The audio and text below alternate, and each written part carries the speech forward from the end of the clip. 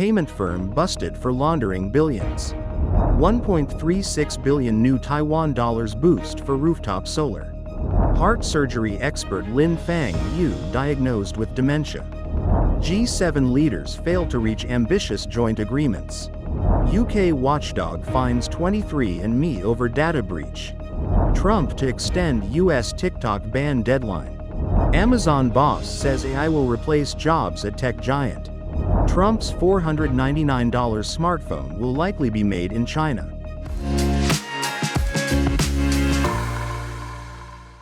Hello, I'm Wade Lee. Thank you for joining us on FUNDAY News. It is Thursday, June 19th, World Sickle Cell Day, and here are your top stories. And for today's Taiwan's news, legal third-party payment firm WangPayDa was caught laundering over 6 billion NT dollars for overseas fraud and gambling groups.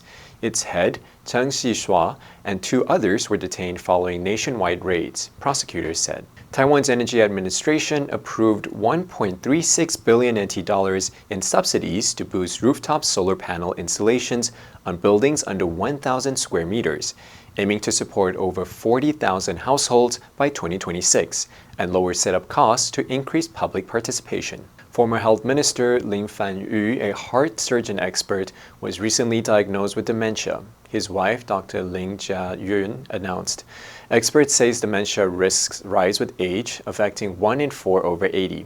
To prevent it, manage health, get enough sleep, exercise, and stay socially active. And in global news, Canada's G7 summit under first-time host Mark Carney had a carefully planned agenda. That program was upended by the unfolding war between Israel and Iran and U.S. President Donald Trump's early departure. 6 of the group of 7 leaders discussed Russia's war in Ukraine and the Israel-Iran conflict, but failed to reach major agreements on those and many other top issues, closing a summit that was forced to try to show how the wealthy nations club might still shape global policy. But we had just a really great relationship with everybody, and it's really nice. I wish I could stay for tomorrow, but they understand. The remaining leaders agreed to jointly attempt to combat non-market policies that could jeopardize global access to critical minerals. They also pledged to limit the downsides of artificial intelligence on jobs and the environment, while still embracing the potential of the technological revolution. There was consensus on other issues, but though the summit was meant to showcase unity on top global concerns, no joint statement on the conflict in Ukraine was released. Zelensky had been set to meet with Trump, but that was scrapped. The U.S. also previously signed an agreement granting American access to Ukraine's vast mineral resources. DNA testing firm 23andMe has been fined £2.31 million by UK Watchdog over a data breach in 2023, which affected thousands of people.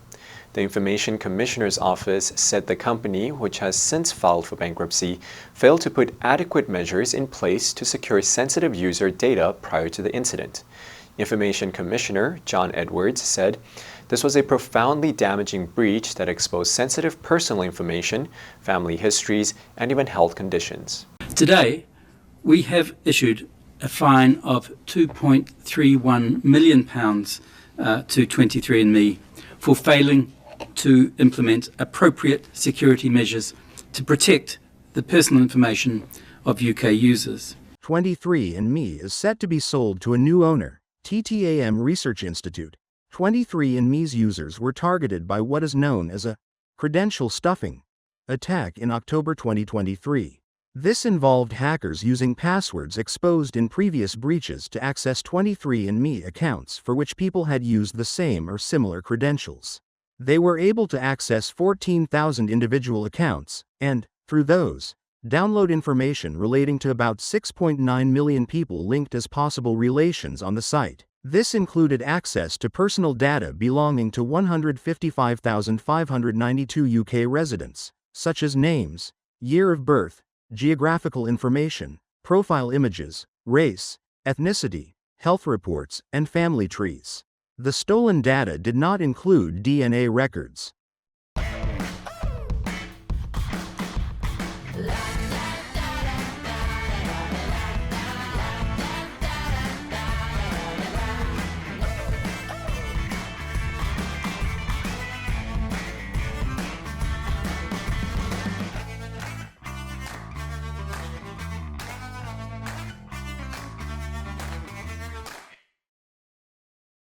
TikTok will live on for at least another 3 months in the United States, as President Donald Trump is poised to extend a sale or ban deadline for the third time since taking office this year.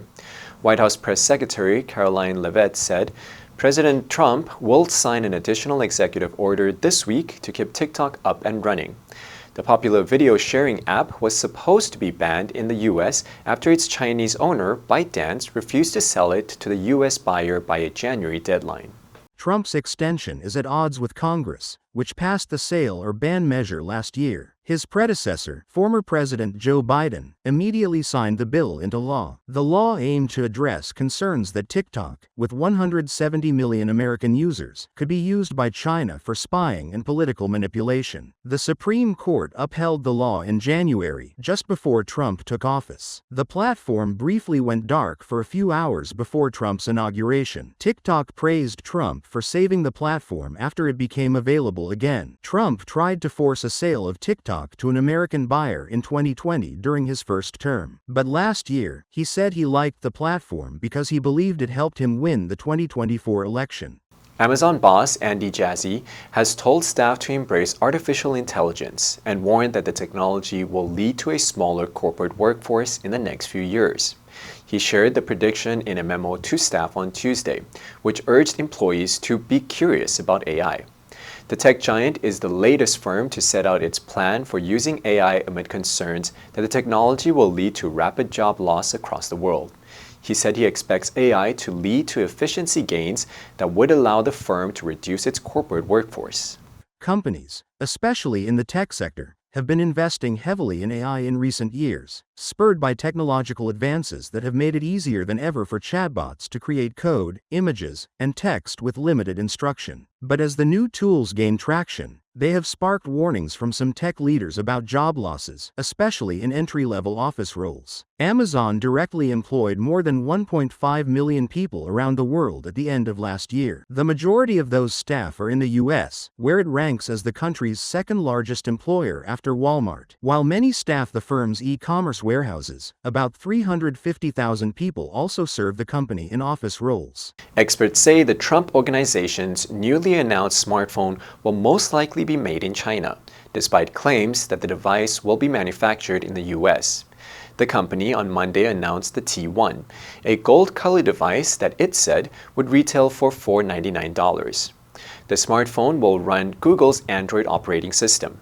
The Trump organization says the phone will be built in the United States, but experts know the phone was most likely designed and would be manufactured by a Chinese firm.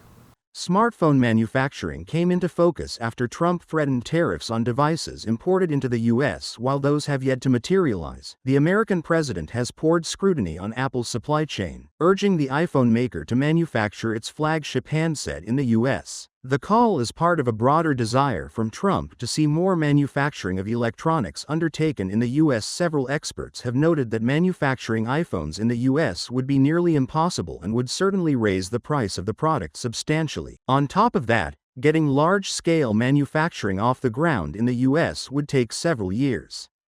The answer for yesterday was C. The doctor will prescribe antibiotics to treat the infection. Did you answer correctly? Now let's delve into today's news. Amazon boss says AI will replace jobs at tech giant. Number 1, Spark, 火花，引发某事物的起因. The news of the scandal sparked a public outcry. Number 2, Advance, 前进，进步. Technology continues to advance rapidly every year. Number 3, Spur, 刺激，激励. The government introduced new policies to spur economic growth. Next, we have a multiple choice question for everyone to practice. Which answer would you choose? You can write your answer in the comments section. The correct answer will be announced tomorrow. Since 2008, World Sickle Cell Day has been held annually to help increase public knowledge and raise awareness of sickle cell disease and the struggles that sufferers and their families endure. SCD is characterized by red blood cells shaped like a C or a sickle. These unhealthy cells die early and cause a shortage of healthy red blood cells, leading to many health problems. And that's all for today's FUNDAY news. Be sure to tune into FUNDAY news from Monday to Friday and click the link below to join FUNDAY for free. I'm Wade Lee, your host. I'll see you next time.